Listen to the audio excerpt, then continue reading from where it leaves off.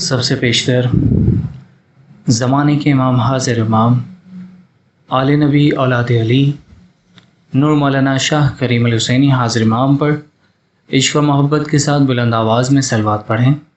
اللہم صلی علی محمد و آل محمد۔ ایک سوال پوچھا گیا ہے، کیا ہم سور کا گوشت کھا سکتے ہیں یا نہیں، اور اگر نہیں کھا سکتے تو اس کے پیچھے اس کا بیک گراؤنڈ کیا ہے؟ دیکھیں، ہر زمانے میں ایک نبی، ایک پیغمبر جو اتارے گئے، وہ صرف ایک مذہب کے لیے نہیں اتارے گئے، وہ ساری دنیا کے لیے اتارے گئے۔ اسی طریقے سے جو ایک امام ہے، وہ امام صرف ایک مذہب کے لیے نہیں ہے۔ آپ نے یہ بات دیکھی ہوگی کہ ہمارے امام جو ہیں وہ کسی ایک کے لیے کام نہیں کرتے، وہ پوری انسانیت کے لیے کام کرتے ہیں، پوری دنیا میں کام کرتے ہیں۔ اور جو انسٹرکشنز پہلے نبی صلی اللہ علیہ وآلہ وسلم دیا کرتے تھے، اور پھر انہوں نے جب مولا علی کو اپنا جانشین مقرر کیا، تو ساری رسپانسبلٹی، ساری ذمہ داری ہمارے امام زمان نور مولانا شاہ کریم الحسینی حاضر امام پر ایک نسل کے ذریعے واجب ہوگی۔ اس حوالے سے مولانا حاضر امام نے فرمان مبارک کے ذریعے رہنمائی فرمائی ہے۔ امام نے کگالی رواندا 10 مئی 1958 کو فرمایا، خنزیر کا گوشت حرام ہے اور جماعت اسے کبھی نہ کھائے۔ امام نے مزید اس کی وضاحت کی ہے کہ یہ اسماعیلیوں کی پوری تاریخ میں حرام رہا ہے، جیسا کہ یہ تمام مسلمانوں کے لیے رہا ہے۔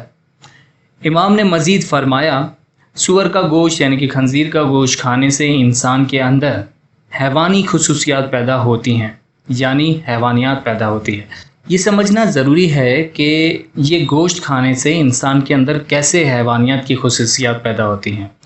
اس دنیا میں روح کے 3 درجے ہیں، اور انسانی روح تینوں پر مشتمل ہے۔ انسان کی روح میں یہ تینوں چیزیں موجود ہوتی ہیں۔ ایک ہوتی ہے ویجیٹیبل سول، جسے ہم نباتاتی روح بھی کہتے ہیں۔ ایک ہوتی ہے اینیمل سولز، جانوروں کی روح۔ تیسری ہوتی ہے ریشنل سول، یعنی کہ عقلی روح۔ جب ہم کسی جانور کو کھاتے ہیں تو اس کی حیوانی خصوصیات کے ذرات ہماری اپنی حیوانی روح کے ساتھ مل جاتے ہیں، اور اس جانور کی کچھ خوبیاں انسانی روح کا حصہ بن جاتی ہیں۔ سید حسین ناصر اپنی کتاب an introduction to Islamic cosmological doctrines میں لکھتے ہیں کہ، جس کا اردو ترجمہ کچھ اس مطابق ہے، معدنیات، پودوں اور حیوانی تینوں مملکتوں میں اچھی اور بری روحیں انسانی مرضی سے آزادانہ طور پر مل جاتی ہیں۔ ان سلطنتوں کی خوبصورت اور اچھی خوبیاں نیک روحوں کی مظہر ہیں، جبکہ جو بدصورت ہیں وہ بد روحوں کی وجہ سے ہیں، جسے اقوام الصفا شیطانی قوتیں شیطان کہتے ہیں۔ یہ صفات ہر ایک موڑسی حصے ہونے کے ناطے اس چیز کے ساتھ منتقل ہوتی ہیں۔ مثال کے طور پر، اگر ایک پودا کچھ اچھی خصوصیات رکھتا ہے تو وہ اسے کھانے والے جانور تک پہنچاتا ہے، یا اگر کسی خاص جانور کے گوشت میں برائیاں ہوں تو یہ خوبیاں اس گوشت کو کھانے والی آدمی پر اثر انداز ہوتی ہیں۔ تاہم یہ اثر صرف جسمانی نہیں ہے، بلکہ انسان کی روح بھی اس سے متاثر ہوتی ہیں۔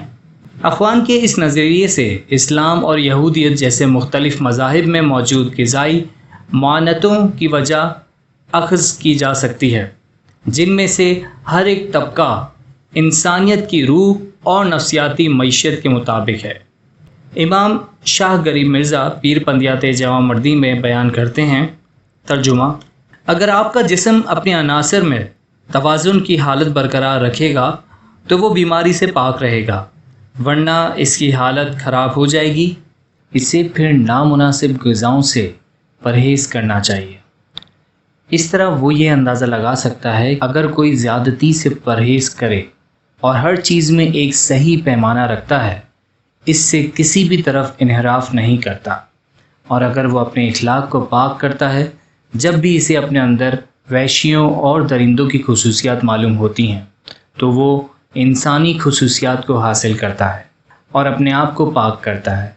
شک اور بے ایمانی اس کے ذہن سے نکل جاتی ہے جب وہ اپنے زمانے کے امام کی پہچان کا یقین حاصل کر لیتا ہے۔ اسے ہر جگہ اپنے سامنے موجود دیکھتا ہے، اس کی طرف دیکھتا ہے، پھر وہ خود واضح یقین کی منزل پر پہنچ جاتا ہے، اور جب اس کا دل نور متعلق سے منور ہو جاتا ہے اور اس روشنی میں وہ اپنی روح کو دیکھنا شروع کر دیتا ہے، تو وہ متعلق سچائی کی منزل پر پہنچ جاتا ہے۔ اس کے بعد وہ اس مقام کو متعلق خود شہادات کے ساتھ دیکھنے لگتا ہے جس میں اس کا خالق ہے۔ شکریہ یا علی مدد۔